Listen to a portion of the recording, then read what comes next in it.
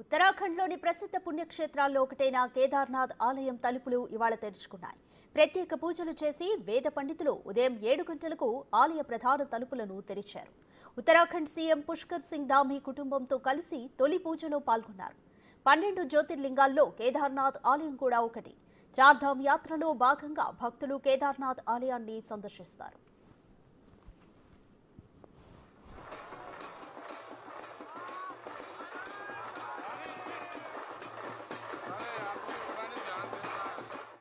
ఏటా లక్షల మంది భక్తులు కేదార్నాథ్కు చేరుకుని పరమేశ్వరుని దర్శించుకుని ప్రత్యేక పూజలు చేస్తుంటారు. శీతాకాలంలో ఈ ఆలయాన్ని మూసివేయడం ఆనవాయితీగా వస్తోంది.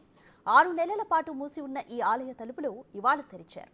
ఈ సందర్భంగా ఆలయాన్ని అధికారులు సర్వాంగ సుందరంగా అలంకరించారు. సుమారు 40 క్వింటాళ్ల పూలతో అందంగా ముస్తాబు చేశారు.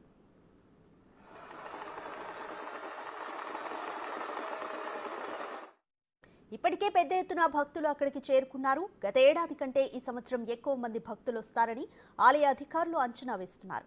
ఇక గంగోత్రి ఆలయం మాత్రం మధ్యాహ్నం 12:20 తెరుచుకోనుంది. అటు బద్రీనాథ్ ఆలయాన్ని ఈ నెల 12న తెరవనున్నారు.